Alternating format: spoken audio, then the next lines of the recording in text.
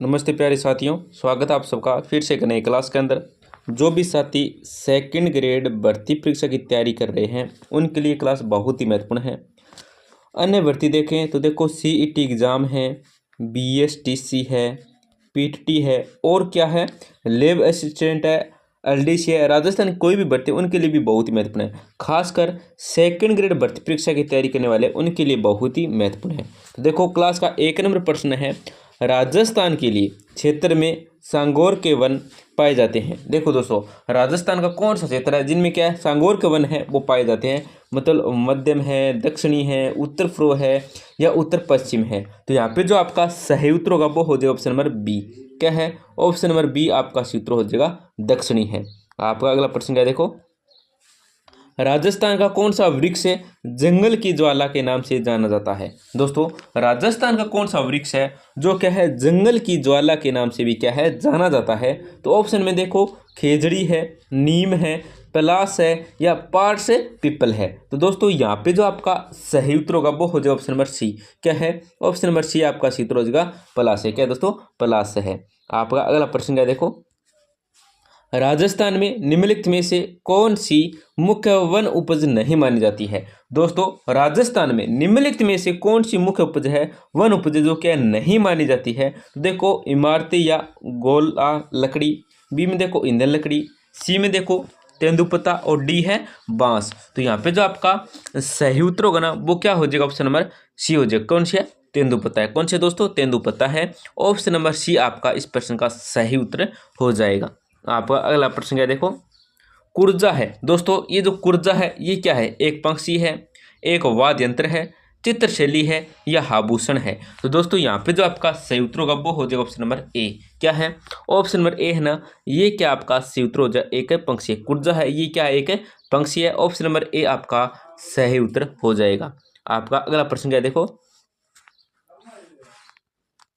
आपका 5 नंबर प्रश्न है। देखो क्या है 5 नंबर प्रश्न आपका, अकबर ने राजपूतों के साथ विवाह करते हुए कौन सी नीति अपनाई। दोस्तों, अकबर ने राजपूतों के साथ विवाह करते हुए कौन सी नीति जो अपनाई है। तो देखो धार्मिक नीति है, रिवाजों का आदान प्रदान है, सुलह कुल की नीति है या अधार्मिक नीति है। तो यहाँ पे जो आपका सही उत्तर हो जाएगा ना दोस्तों वो क्या होगा, ऑप्शन नंबर सी होगा। क्या होगा? ऑप्शन नंबर सी आपका सूत्र सुलह कुल की नीति अपनाई थी।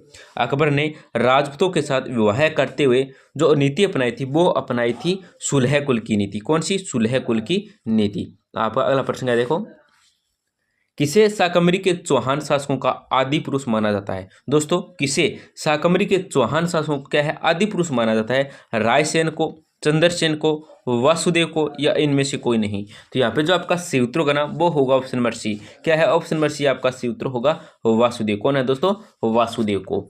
आपका अगला प्रश्न क्या है, देखो राजस्थान का कौन सा शिलालेख विश्व का सबसे बड़ा शिलालेख है। दोस्तों, राजस्थान का कौन सा शिलालेख है जिसको विश्व का सबसे बड़ा शिलालेख है। तो देखो राजप्रस्ती है, कृति स्तंभ है, विजय स्तंभ है या इनमें से कोई नहीं है। तो यहाँ पे जो आपका सही उत्तर होगा वो होगा ऑप्शन नंबर ए। क्या है? ऑप्शन नंबर ए आपका सही उत्तर हो जाएगा राजप्रस्ती है। आपका अगला प्रश्न है, देखो आहड़ की खोज किस विद्वान ने की। दोस्तों, आहड़ की खोज है ये कौन से विद्वान ने की थी। तो देखो R.C. अग्रवाल है, R.D. बनर्जी ने, दशरथ शर्मा ने या कर्नल टोड ने। तो दोस्तों यहाँ पे जो आपका सही उत्तर होगा वो होगा ऑप्शन नंबर ए। क्या है? ऑप्शन नंबर ए आपका सही उत्तर हो जाएगा R.C. अग्रवाल ने। किसने? R.C. अग्रवाल ने। ऑप्शन नंबर ए आपका सही उत्तर हो जाएगा। आपका अगला प्रश्न है, देखो पटचित्रण को राजस्थानी में क्या कहा जाता है। दोस्तों, जो पटचित्रण है इसको राजस्थानी में क्या कहा जाता है, पान्ने कहा जाता है, कावड़ कहा जाता है, पथवरी कहा जाता है या फड़फड़ फड़फड़ कहा जाता है। देखो दोस्तों यहाँ पे आपका सही उत्तर होगा वो होगा ऑप्शन नंबर डी, फड़ या फड़। क्या है? फड़ या फड़ कहा जाता है। ऑप्शन नंबर डी आपका सही उत्तर हो जाएगा। आपका अगला प्रश्न है, देखो खजाइन उल फुतुह किस फारसी इतिहासकार की रचना है। देखो दोस्तों ये जो खजाइन उल फुतुह है ये किस फारसी इतिहासकार की रचना है। तो देखो अमीर खुसरो है, अबुल फजल है, बरनी है, मिनहाज उल सिराज है। तो दोस्तों यहाँ पे जो आपका सूत्र होगा वो होगा option number A. Option number A आपका सूत्र अमीर खुसरो है। क्या दोस्तों? अमीर खुसरो है। ऑप्शन नंबर ए आपका सही उत्तर हो जाएगा।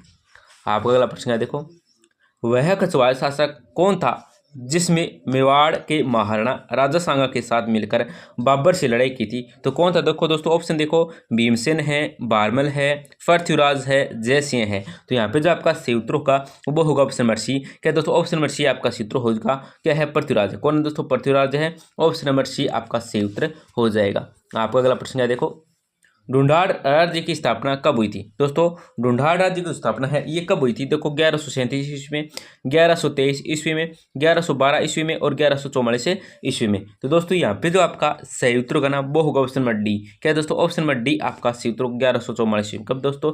1144 ईस्वी में। आपका अगला प्रश्न है, देखो, निम्नलिखित में से किस कौन सा युग्म असुमेलित है? दोस्तों यहाँ पे ऑप्शन दे रखे हैं 4।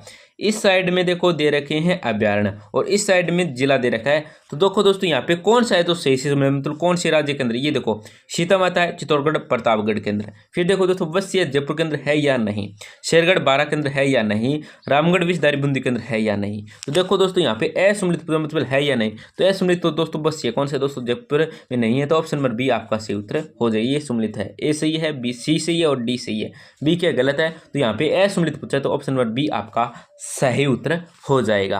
आपका अगला प्रश्न है, देखो, जैसलमेर में राष्ट्रीय मरु उद्यान की स्थापना निम्नलिखित में से किस वर्ष में की गई थी? दोस्तों, जैसलमेर में राष्ट्रीय मरु उद्यान की स्थापना निम्नलिखित में से किस वर्ष में की गई थी? तो देखो, 1983 है, 1985 है, 1981 है, 1988 है।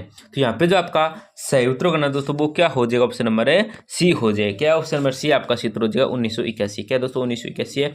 ऑप्शन नंबर सी आपका सही उत्तर हो जाएगा। आपका अगला प्रश्न है, देखो, केवलादेव राष्ट्रीय उद्यान निम्नलिखित में से किस जिले में स्थित है? दोस्तों, केवलादेव राष्ट्रीय उद्यान निम्नलिखित में से कौन से जिले में स्थित है? देखो, अलवर है, बारां है, करौली है, भरतपुर है। तो यहाँ पे जो आपका सही उत्तर होगा वो होगा ऑप्शन नंबर डी। क्या दोस्तों? ऑप्शन नंबर डी आपका सही उत्तर भरतपुर है। क्या दोस्तों? भरतपुर है। आपका अगला प्रश्न है, देखो, राजस्थान में निम्नलिखित में से किस वर्ष में वन्यजीव एवं पक्षी संरक्षण नियम बनाए गए? दोस्तों, राजस्थान में निम्नलिखित में से किस वर्ष में वन्यजीव एवं पक्षी संरक्षण नियम बनाए गए? तो देखो, 1955 में, 1957 में, 1951 में या 1959 में।